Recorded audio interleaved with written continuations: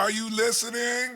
Welcome to another episode of the Nerf Report, your go-to source for all the week's gaming news, nerfed into one show once a week, so you can worry less about reading the news and get back to playing those video games. And on this week's episode, Fortnite has proven all of my teachers wrong, Ninja has officially sold out, get ready to pay for Apex Legends, and E3 doxes over 2,000 members of the video game industry media.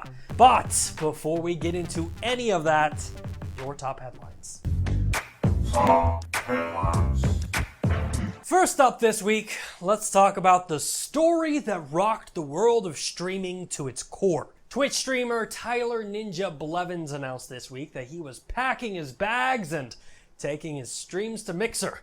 That's right, Ninja has signed an exclusive contract with Microsoft's streaming platform, Mixer, and will no longer be streaming on Twitch. Now, this announcement was a massive win for Mixer, who has been working extremely hard legitimizing their streaming platform over the past couple years. But for Twitch, this really sucks. I mean, you spend all this time building up one streamer, supporting their every need. I mean, heck, you even threw him a New Year's Eve party in his name, but as soon as someone with a little more money comes around, he leaves you.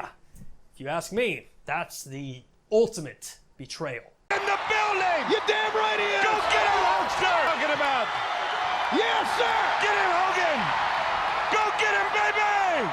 It's bad now, boys! Hulk Hogan arrived. Hulk. What is he doing? Oh, my God! Is he the third man? He's the third man! There was no 3 count.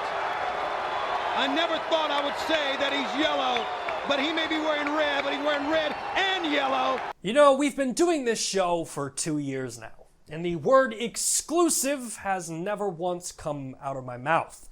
Until now, because we have an exclusive. Apex Legends, EA and Respawn's free-to-play battle royale game has seen some really great success as of late. Since its launch in February, Apex has seen 2 seasons of new content, including 2 new in-game legends, new ranked gameplay, and dragons. Well, for those of you who are looking to spend more money on Apex Legends, get ready, because a paid version of Apex Legends is on its way. According to a source close to EA, Apex Legends will soon offer a Lifeline and Bloodhound edition of the game. The individual editions will include Apex Legends exclusive Lifeline and Bloodhound skins, in-game currencies, weapon skins, and various cosmetics. Now, there is no current release date set for the bundled edition of Apex Legends, but internally it is planned to go to market at $40 US. No Man's Sky and Sean Murray have been teasing us for months now for their brand new update titled Beyond. And this week, we found out exactly what Beyond is. The update in question features 3 new major updates, including an expanded online experience which will bring new social and multiplayer experiences for players, along with bringing virtual reality support to No Man's Sky, where gamers can experience the game, explore the universe, and interact with friends in full virtual reality. No Man's Sky Beyond will be available for all players for free on August 14th. And finally, for our top headlines, Fortnite. Fortnite started off this week fresh off their first ever Fortnite World Cup, which featured both solo and duo tournaments, pro-am matches, and an awesome Fortnite creative tournament, where players can build maps and courses for the World Cup participants to play. Now, the event took place in New York City at the sold-out Arthur Ashe Stadium, which was jam-packed with 23,000 Fortnite fans in attendance. And digitally speaking, the Fortnite World Cup garnered 2.3 million concurrent viewers across both Twitch and YouTube. Now, the Fortnite World Cup culminated with the team of Nightrox and Aqua winning the Duos tournament and splitting the grand prize of $3 million. And the Fortnite Solo tournament was won by a 16-year-old Booga who left the Fortnite World Cup with $3 million. 16 years old and $3 million richer. All from playing video games. You know what? I'm sorry. Excuse me for 1 second. This is CNN Breaking News. Thank you all for coming.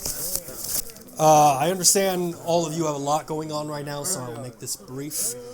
I wanted to take a quick second to address all of the teachers throughout my life who have told me there is no money in playing video games and that I was just rotting away my brain. So, without further ado, Mr. Johnson, Miss Weathers, Miss Forster, Miss Adams, Mr. Humphrey, Coach Jones, Miss Tucker, Miss Foster, Miss Rice, Mr. Todd, Mr. Franklin, and Principal Marciando. You were all wrong. All right? I will accept apologies in the form of cash and PSN gift cards, but until then, you are all dead to me. Thank you. Now, most games would hold the World Cup, give out $30 million, and then call it a week, but not Fortnite. All of that was just the first course, because this week also marked the arrival of the Season 10 Battle Pass for Fortnite. In Season 10 of Fortnite, time has become twisted, bringing new skins, emotes, and new in-game updates to Fortnite.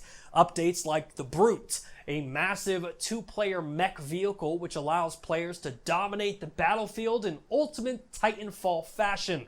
Now, Brutes aside, locations from Fortnite's past and future have begun to appear on the island, and will be randomly updating throughout the season. And with any new season of Fortnite, it means we're getting a brand new Battle Pass. And the Season 10 Battle Pass for Fortnite includes 100 exclusive rewards, including new outfits, wraps, emotes, and much more. The Season 10 Battle Pass is available right now for PlayStation, Xbox One, PC, Switch, and mobile, and can be yours for 950 V-Bucks. Well, that's going to wrap up this week's top headlines. So, without further ado, let's jump into our main story in The Rundown. Now for something completely different. Yeah.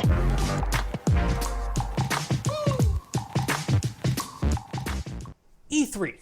2 months ago, the world of gaming descended upon Los Angeles, California for the biggest gaming expo of the year. And if you aren't aware, E3, otherwise known as the Electronic Entertainment Expo, is a 3-day convention in which 66,000 gamers meet up to see the latest and greatest from video game companies like Xbox, Nintendo, Bethesda, Square Enix, EA, and PlayStation. Now, due to the size and importance of E3, you can imagine how heavily attended this show is by members of the gaming media, social media influencers, and the press. In fact, the ESA, otherwise known as the Entertainment Software Association, who runs E3, tries to make their experience as simple as possible. In fact, with that in mind, the ESA created a database of press and influencers for developers and publishers, in order for them to contact or e-blast various announcements from E3 to the press. But the problem is, that list was intended to be exclusive to developers and publishers, but it was actually available to anyone who wanted to download it. Let that sink in for a moment. A list of over 2,000 names, email addresses, phone numbers, and home addresses from some of the largest personalities in gaming media, YouTube, and Twitch streamers were available for anyone to access. Now, the ESA has issued a statement on the leak by saying the ESA was made aware of a website vulnerability that led to the contact list of registered journalists attending E3 being made public. Once notified, we immediately took steps to protect that data and shut down the site, which is no longer available. We regret this occurrence and have put measures into place to ensure it will never happen again. For the most part, this statement landed on deaf ears. Because let's face it, the privacy of many of these individuals has become compromised. Inside Gaming's Alana Pierce commented about her information being leaked, saying, ESA class action lawsuit? When? Kotaku's Jason Schreier tweeted, I'm so sorry to all of my friends and colleagues affected by the E3 leak. The level of sheer negligence from the ESA here is infuriating. Jason Schreier continued by saying, God, I'm still fuming about the ESA's incompetence and negligence.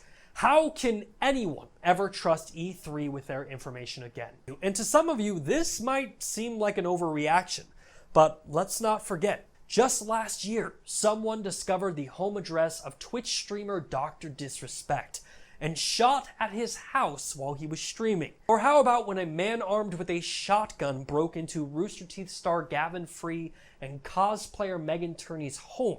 So when you take that into consideration, it's completely understandable why members of gaming press are stressing out about this. Following all of the outrage, the ESA did send an email to those affected saying, the Entertainment Software Association was made aware yesterday of a website vulnerability on the exhibitor portal section of the E3 website.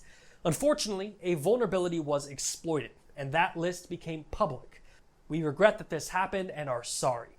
We provide ESA members and exhibitors a media list on a password-protected exhibitor site, so they can invite you to E3 press events, connect with you for interviews, and let you know what they're showcasing. For more than 20 years, there has never been an issue. When we found out, we took down the E3 exhibitor portal and ensured the media list was no longer available on the E3 website. Again, we apologize for the inconvenience and have already taken steps to ensure that this will not happen again. Now, this is the part of the story that I say this is still developing, and we will continue to follow this as it develops. But I also think it's important to point out that just because this list exists doesn't mean you should pursue it. The information on that list was given in confidence, that it would remain private. So do not send unwanted emails. Do not text these individuals, and please, for the love of God, do not visit their homes. Gaming media and internet personalities, they are just normal humans like you and I. And we value our privacy, so please respect theirs. And finally for this week, we come to... that noise, of course, signifies that we are running out of time and coming close to the end of the show. So, in order to cover all the week's remaining news, we must initiate a segment that I like to call...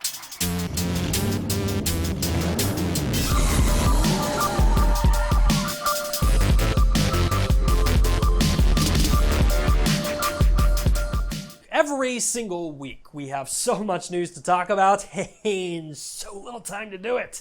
So we take all the week's remaining news, put 60 seconds on the clock, and try to cover it as fast as humanly possible without running out of breath, passing out, or dying. And I know we talked about the Ninja story briefly in the beginning of the show, but like, where's my offer to move to Mixer? Like, you don't even need to pay me what he's getting paid. Just like a fifth of it, and I'll be perfectly fine. So, with that in mind, let's put 60 seconds on the clock.